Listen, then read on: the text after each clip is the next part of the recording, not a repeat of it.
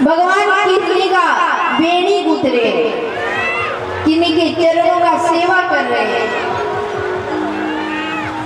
भगवान आज बड़ा सुंदर जब गोपियों के साथ खेलने लगे तो एक गोपी ने कहा, अरे प्रभु, अरे कन्हैया, मेरे पैरों में बड़ा ही दर्द हो रहा है, थोड़ा मेरा चरण दबा दे।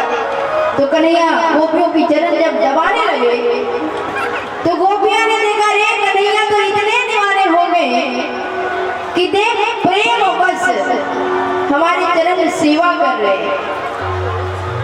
और उसी समय मन में अहंकार आया है कि मेरे प्रेम के बिना कन्हैया रह नहीं पाएंगे।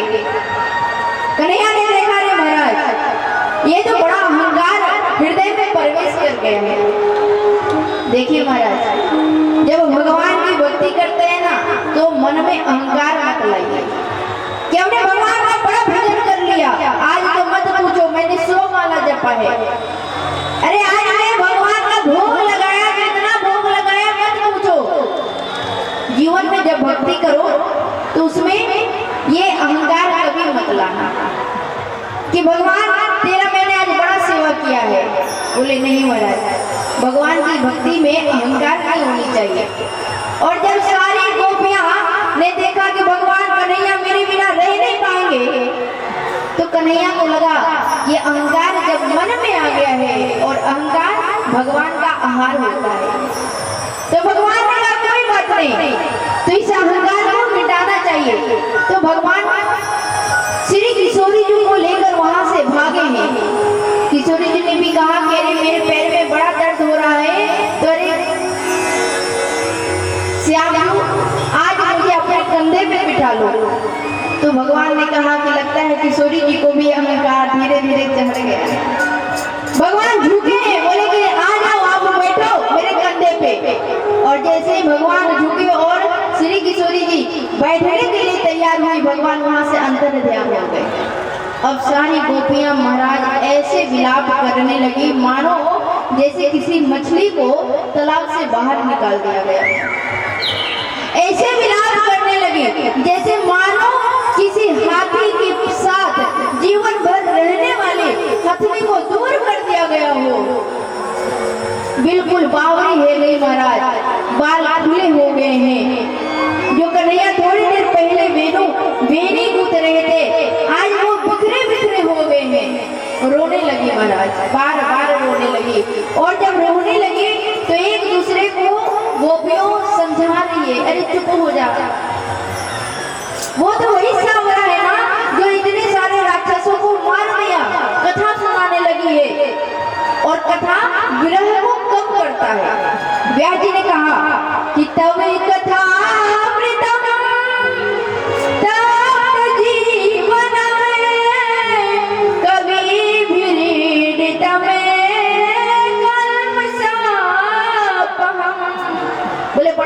कथा सुनाने लगी है। बोले ये कथा है जो जीवन के ताप को हरण कर देता है।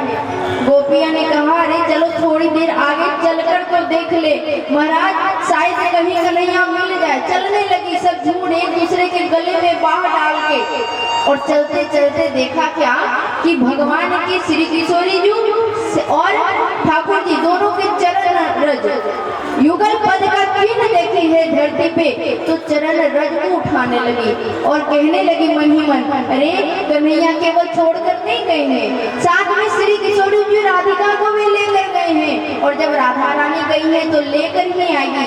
थोड़ा और आगे जब वो बढ़े तो देखा क्या कि राधा रानी भी बिल्कुल उदास बैठकर रो रही है। और जैसे ही रोते देखा गोपियां विरह के मारे आज अट्टहास करके रोने लगी महाराज। कहते हैं दोनों आंखों की काजल आज कपोल पे बह रहा है। सारी गोपियां राधा रानी को भी देखा है, अरे ये छलिया, ये तो राधा जी को हमारे श्यामा जी को भी छोड़कर चले गए, ये तो ठग निकले महाराज, ये तो एकदम छलिया है, इनको भी नहीं छोड़ा। किशोरी जी को भी संभाला है। थोड़ा आगे गए तो देखा तुलसी वृंदा का पौधा बड़ा हिल रही है। सारी गोपियों ने कहा, रे वृंदा, तूने कहीं हमारे ठाकुर जी को तो नहीं देखा? वृंदा बिल्कुल ना मना कर दी।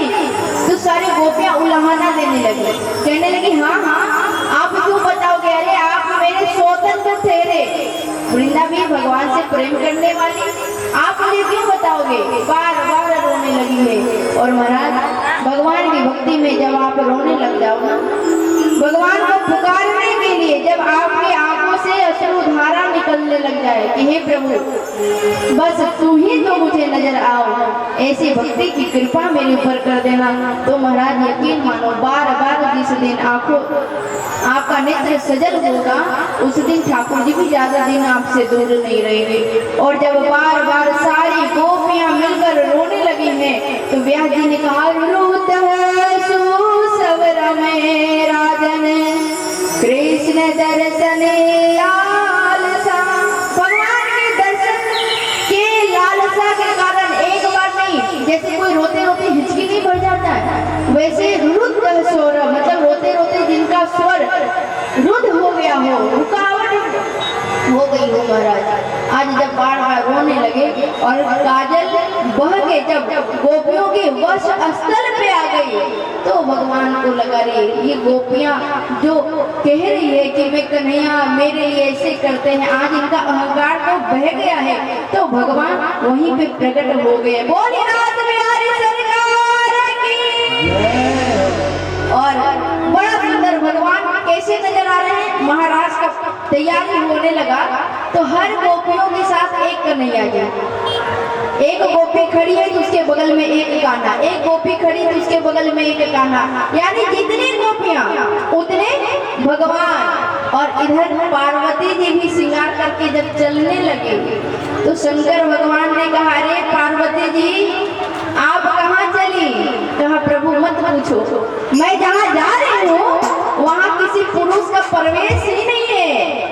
तो बोले पुरुष का प्रवेश नहीं है तो क्या स्त्री का प्रवेश है? बोले हाँ स्त्री का तो प्रवेश है। तो शंकर भगवान ने माँ पार्वती से बड़ा सुंदर कहा महाराज कि आज मुझे पुरुष मत रहने दो, मेरा बड़ा सुंदर आप श्रृंगार कर दो, जूड़ा कर दो, जटा तो है ही, बोले जूड़ा कर दो, उसमें बेड़ी डालकर पुष्पों की गूंथ डालिए, हाथों में कंगन डाला है। और महाराज शंकर भगवान छोटे तो है नहीं कि छिप जाएंगे, वो 7 फीट के लंबे चौड़े और पहना है घाघरा और ऊपर से डाला है चुनरी। तो चुनरी कैसा? पार्वती जी ने कहा महाराज अगर कहीं आप ऐसे जाओगे तो आपको तो यहीं पे जो गोपियां हैं वो आपको रोक देंगे, तो आप एक काम कीजिए। बोले क्या? बोले आप घूंघट कर लीजिए। और बड़ा सुंदर घूंघट करके जब शंकर भगवान पहुंचे हैं महाराज में, एक दीना भोले भंडारी बन वो भोले भंडारी बन करके ब्रजनारी